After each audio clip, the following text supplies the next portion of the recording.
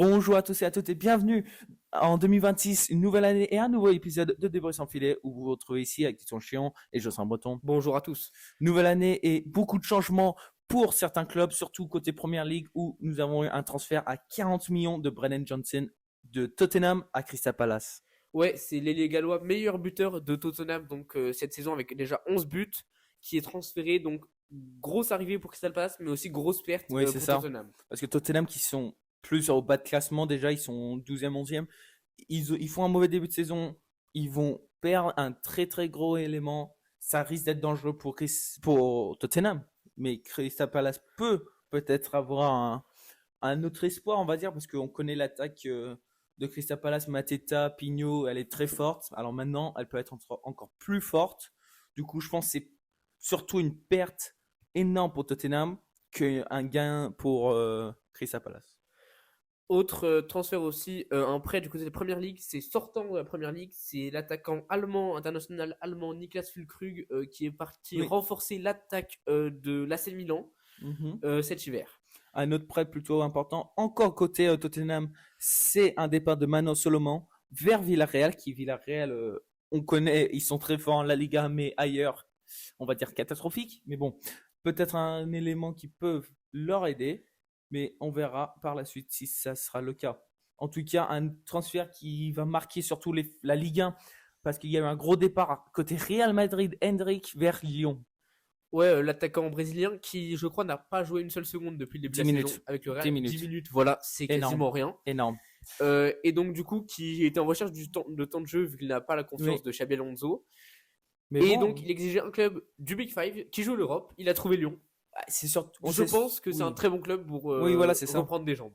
Oui, en plus avec le manque d'effectifs côté lyonnais, mais c'est surtout avec un entraîneur connu, certes portugais et pas brésilien, mais qui parle la même langue. Il y a beaucoup d'éléments plus extérieurs, on va dire, qui aident à l'arrivée, à l'influence de Hendrik. En tout cas, ça a été bouclé, il est là. Il va pas encore jouer ce week-end, mais on le verra dans le futur, sûrement face à Lille en Coupe de France. Ouais, c'est vrai. Et du côté de la Ligue 1, il y a eu aussi beaucoup de transferts. La Ligue 1 est habituellement calme durant ce mercato, là, qui se renforce beaucoup. Avec par exemple l'arrivée d'Amado Haidara en provenance euh, de Red Bull, du Red Bull Leipzig. Mais surtout un visage familier que c'est Eli Wahi, qui était à Montpellier avant, qui a été très très fort, qui est parti vers Francfort, va revenir à Nice pour un prêt. Nice qui cherche beaucoup de renforts, surtout attaque, on va dire. En tout cas, ils n'ont pas encore perdu de l'année, Nice, on peut dire ça comme ça. Hein. Mais bon, c'est peut-être j'ai envie de dire le charme, le petit espoir que Nice pourrait avoir pour 2026. Ouais, c'est vrai, pour renforcer leur attaque, eux qui en ont bien besoin, qui sont en chute libre en Ligue Europa, et pour qui c'est fini d'ailleurs pour eux, la Ligue Europa. Pas que en Ligue Europa. Et en Ligue 1 aussi. Oui. Parce que je suis désolé, mais Eli Wahi, lui, il a fait beaucoup de transferts en Ligue 1. Il est allé à Lens, Marseille et tout. Là, peut-être Nice est la maison où il pourrait être resté. En tout cas, c'est parce qu'il a un manque de temps de jeu à Francfort et tout, mais surtout, c'est un point fort pour Nice, j'ai envie de dire. Mais bon. Un autre club qui veut retrouver une meilleure forme pour cette deuxième partie de saison, ça va être Nantes, qui a recruté d'ailleurs pour ça l'expérimenté Rémi Cabella en provenance de l'Olympiakos. Oui, 35 ans, on rappelle, peut faire du bien. En plus on connaît Nantes. Nantes, c'est un mix de très jeune et de très vieux. Il y a peu de mix, du coup, ça va faire du bien. En tout cas, pour Nantes, qui eux sont en grosse difficulté, comme on le sait. Beaucoup de prêts côté des clubs affaiblis, mais bon, c'est un peu logique, on peut dire. En tout cas, le mercato vient de s'ouvrir. On est quand même très très tôt dans le mercato, le 3 janvier quand même, ça vient de débuter. On sait qu'il ferme le 2 février, du coup on va garder un œil dessus, tout en gardant un œil sur les championnats, tout comme la Première Ligue qui eux n'ont pas arrêté de jouer malgré les fêtes, comparé à la Liga et la Ligue 1 qui ont arrêté pour les fêtes et la CAN. Bon, la Liga c'est que pour les fêtes, mais bon. En tout cas, la journée de Première Ligue, 19e journée, où on a eu West Ham face à Brighton pour commencer cette journée, 2 buts partout. On a aussi eu également Everton qui jouait contre Nottingham Forest et qui s'est imposé 2-0 sur la pelouse de Nottingham. Oui, après on a enchaîné avec Chelsea face à Bournemouth. Chelsea qui ont fait un match nul, mais qui ont viré leur entraîneur durant ce temps. c'est très très forcé, on va dire, le fait de le virer parce que il a beaucoup accompli dans son terme, on va dire. Il a resté moins de 2 ans. Il a eu une Coupe du Monde des clubs. Il a eu une Conference League. Ils sont bien placés dans le classement. Le virer était un peu incompréhensif, surtout quand tu vois Arsenal qui ont rien gagné en 8 ans et qui ont le même entraîneur. Oui, surtout que c'est pas comme si il avait gagné des choses là cet été et qu'ils étaient 15e là maintenant. Ouais, Ils voilà. sont encore 4e, 5e. Mm. Dans la course à la Champions League, il n'y a pas de raison apparente de le virer. Eux, du coup, d'ailleurs, qui veulent recruter l'entraîneur de Strasbourg, Strasbourg, oui. donc club satellite de Chelsea, Exact. pour le remplacer. Mm. Mais ça va être très dur parce qu'on connaît l'amour de l'entraîneur strasbourgeois pour Strasbourg. On l'a vu les années précédentes, son envie et tout. Surtout l'amour des supporters. Genre, c'est un entraîneur qui est en confiance et à qui on fait confiance. Du coup, l'arracher des mains, ça va être très dur. Très, très dur. En tout cas, Chelsea, maintenant, va peut-être être en choc, limite, parce que cette personne s'y attendait trop. Du coup, ça peut leur faire du mal. Mais surtout, ce qui fait du mal, c'est Manchester United qui font un match nul face à Wolves. Le troisième match nul de Wolves face Ouais, à Manchester United. Manchester United qui offre donc leur 3e point aux, aux Anglais. Alors que on a Newcastle, eux, qui gagnent et qui assurent Oui. leur victoire face à Burnley 3-1. Ouais, un match, on va dire, peu intéressant. Burnley qui sont 19e également, mais surtout Newcastle qui est juste à côté de Tottenham en 13e place. Et Tottenham 12e. Tottenham qui, eux, ont fait un match nul également face à Brentford. 0-0 par contre, un match. On a eu le dernier match attractif, on va dire, cette journée. C'était Arsenal qui jouait contre Aston Villa dans Oui. ce choc du haut de classement. Ah oui. Et Arsenal, très haut de classement d'ailleurs. Oui, oui. Arsenal qui a gagné 4-1 et qui confirme son siège de leader. Oui, surtout, et maintenant qu'ils prennent en avance, parce qu'on a dit que c'était le seul match intéressant, parce que Liverpool et City ont fait un match nul 0-0 très décevant. Liverpool face à Leeds et Manchester City face à Sunderland. 2 matchs qui vont aider beaucoup le Arsenal tout court, parce que franchement, Arsenal, il s'était un peu en difficulté pendant un tout petit moment, mais c'est surtout Manchester City qui était très chaud. Et là, ça leur fait du bien à Arsenal d'avoir on va dire un match d'avance limite. Ils peuvent se rater une fois. Oui, c'est ça, là, du coup, ils ont 4 points d'avance. Ils peuvent sortir une fois et être toujours premier. Mais ça va être très dur. Très très dur, surtout en regardant ce qu'il y a derrière. En tout cas, il y a un gros écart, notamment entre Aston Villa 3e et Liverpool 4e avec 6 points. Et après un saut de Liverpool à Chelsea de 3 points. Oui, ensuite, c'est très serré avec seulement 3 points entre le 11e Fulham et le 5e Chelsea. Après, c'est très resserré au milieu de classement. Et après, on rappelle la zone relégable, on va dire. C'est Wolves avec 3 points, Burnley avec 12 et West Ham avec 14. Quand Forest, juste en dehors, ils en ont 18.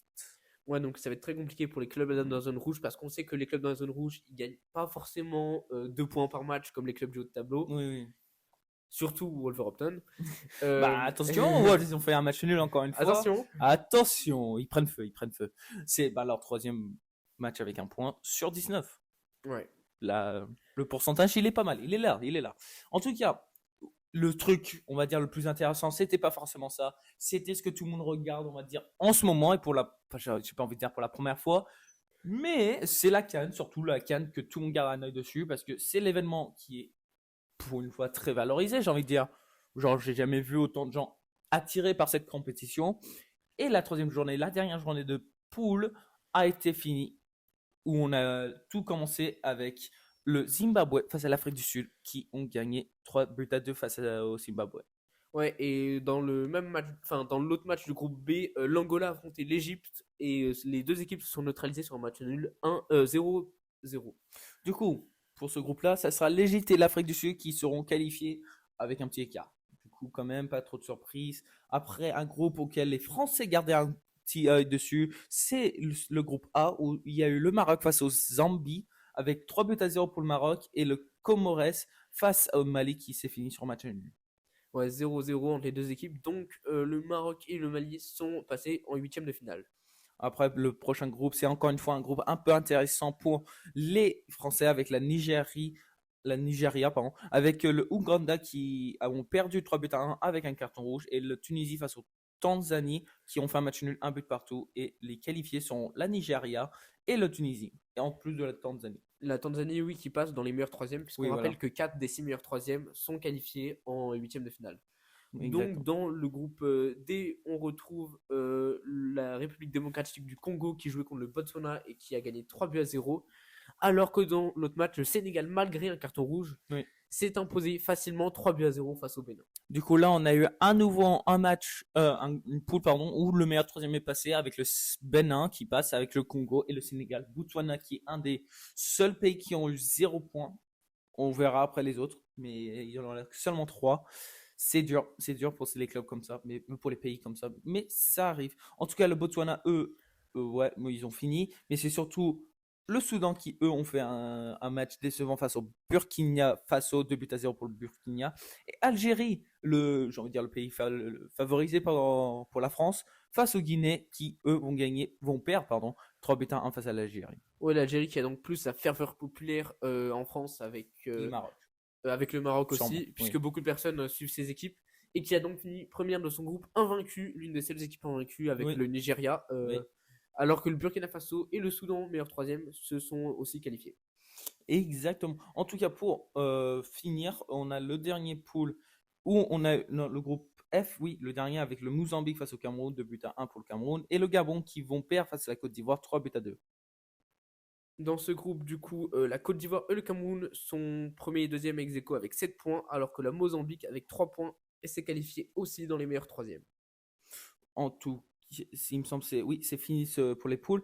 Mais surtout, pendant ce temps, la phase éliminatoire a été décidée déjà avec, on va dire, le premier côté plus faible, on va dire, de ces. Qui semble plus favorable pour les grosses équipes qui sont dedans, avec du coup moins de grosses équipes. Donc le premier, on va dire, chapeau de demi-finale. Dans la première huitième de finale, il y a le Mali qui affrontera la Tunisie, avec le Sénégal qui affrontera la Soudan, et le vainqueur de ces deux matchs s'affrontera en quart.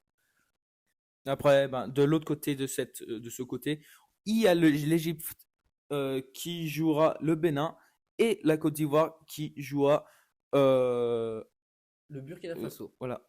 Et en tout cas, pour moi, vite fait, je vais dire que pour moi, les quarts seront quand même Tunisie face au Sénégal, Égypte, Côte d'Ivoire, et après en demi-finale, Sénégal, Égypte et le Sénégal qui passe.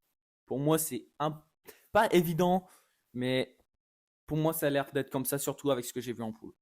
Moi, je pense plus que c'est le Mali qui va passer face à la Tunisie. Je verrais plus le Mali passer. Mais effectivement, sur le reste, c'est vrai que pour moi, c'est le Sénégal qui va peut-être plus aller en finale, même si la Côte d'Ivoire, pardon, est très forte, a été très forte dans les poules. Oui, mais après, ils vont avoir un match très, très dur. En tout cas, de l'autre côté, c'est là où on a eu beaucoup, beaucoup de grosses équipes, surtout avec le début où nous avons l'Algérie qui vont jouer le Congo. Pour moi, l'Algérie devrait passer, mais c'est surtout après où ils vont sûrement affronter la Nigeria face au Mozambique. Et c'est là où ça va être très dur pour l'Algérie parce qu'on voit la fin de la poule, du côté, on va dire. Ouais, avec du coup le Maroc qui va jouer la Tanzanie et l'Afrique du Sud qui jouera le Cameroun. Donc je pense qu'en demi-finale, on aura sûrement le Maroc qui jouera soit le Nigeria, parce que le Nigeria était très fort aussi, soit l'Algérie. Ouais, moi je suis plus côté Cameroun quand même. Parce que le Maroc, pour moi, ils ont trop d'influence, surtout en Afrique, au point où ils ont trop de la confiance. Comparé à l'Algérie qui, eux, ils ont plus d'influence à l'extérieur de l'Afrique. Du coup, eux, ils sont pas très, très déconcentrés, on va dire. Déconcentrés, on va pas dire ils montrent trop le moral, mais pour moi, le Maroc, ils vont pas passer parce qu'il leur manque surtout des gros, gros joueurs comme Hakimi qui, eux, pendant la Coupe Hakimi qui est de retour. Hein. Il est de retour, mais c'est sûr qu'il sera pas à son meilleur niveau. Oui, voilà, il est vraiment pas à son meilleur. Mais surtout, genre, il a une influence qui est énorme, comme on l'a vu à la Coupe du Monde, genre. Et pour moi, il manque cette petite expérience et ce petit influence dans les vestiaires, limite, mais sur le terrain surtout. Pour le Maroc, pour passer quand le Cameroun, eux, ils ont vraiment de gros, gros joueurs de partout. Ils savent tenir et ils sont pas déconcentrés comparé à l'Algérie et le Maroc. Hein. C'est pour ça, pour moi, eux, ils ont une influence assez forte pour aller jusqu'en demi-finale et voir encore. J'avoue que quand tu parles de manque d'expérience du côté du Maroc, je suis pas trop d'accord. Pas manque d'expérience, mais manque de. On a quand même Bono Cage qui est, même s'il joue à Lille maintenant, il a joué à Séville, il a gagné la Ligue Europa, il a joué à la Coupe du Monde, il a joué beaucoup de compétitions. j'ai pas dit manque d'expérience, manque d'influence dans les vestiaires parce que certes ils ont plein de joueurs avec de l'expérience, mais personne s'imposait autant que Hakimi et d'autres joueurs comme ça. Et c'est ce qui manque un peu. En fait, c'est comme Paris avec Mbappé. Tout le monde se dirigeait vers lui. Euh, quand il part, c'est encore mieux parce qu'ils peuvent jouer ensemble. Limite, c'est bizarre, mais oui, le Maroc, pour moi, ils n'ont pas assez de joueurs individuels pour s'aider entre eux quand le Cameroun, ils doivent s'adapter aux autres, tu vois. Le Maroc, pour moi, ils ont trop la grosse tête, j'ai envie de dire. Ils ont beaucoup trop de la. J'ai du Voilà. mal à voir ça, moi, parce que pour moi, je trouve quand même que l'effectif du Maroc est assez complet et n'a. Même si Hakimi est plus une Oui, star, c'est pas comme si c'était un attaquant. oui, C'est bah, un alors, défenseur. Donc, ils montent beaucoup. oui, Ils il montent monte beaucoup, beaucoup. mais ça reste que du coup, c'est pas un joueur que tu t'appuies que sur lui offensivement parce qu'il est latéral. Et Mais on l'a vu, ils sont même pas invaincus, on l'a vu. Ils ont beaucoup de plans de faible, on les a vus. Ils ne sont pas fait un invaincu au ils, pool. ils ont fait un vaincu au pool. Ils ont Ils n'ont juste pas fait tout. match nul face au Mali. Mais Mali qui est quand même une équipe assez solide. Et après, ils ont gagné leurs 2 autres matchs. Donc, Oui, mais même on si c'était le verra. Comore et la Zambie, donc c'est vrai que c'est pas les plus grosses équipes. Euh, On verra. De toute façon, il reste De du toute façon, on temps. verra, c'est sûr, sur un match, tout peut se passer pour n'importe Oui, quelle équipe. ils peuvent Donc, perdre dès maintenant. oui, ils peuvent perdre dès contre la Tanzanie, ils peuvent perdre, ils peuvent ne pas perdre, ils peuvent perdre n'importe quand, comme En, toutes les équipes de toute façon. en tout cas, on aura tous ces rencontres entre aujourd'hui et le 6 janvier. Après, les quarts sont faits entre le 9 et le 10, les demi le 14. Après, le match pour la troisième place sera le 17 janvier. Et la finale sera le 18 janvier, à marquer la date. Très grosse date, surtout en janvier. Parce qu'il y a la reprise des championnats, certes, la Coupe de France, également beaucoup de coupes, mais surtout la CAN. Ouais, et donc on vous invitera à suivre avec nous Oui, dès la semaine prochaine sur des briefs sans filet, la fin des matchs de la CAN, la reprise de la Ligue 1 très importante, oui. ainsi que la suite du mercato. Au revoir à tous et à bientôt. Au revoir à tous.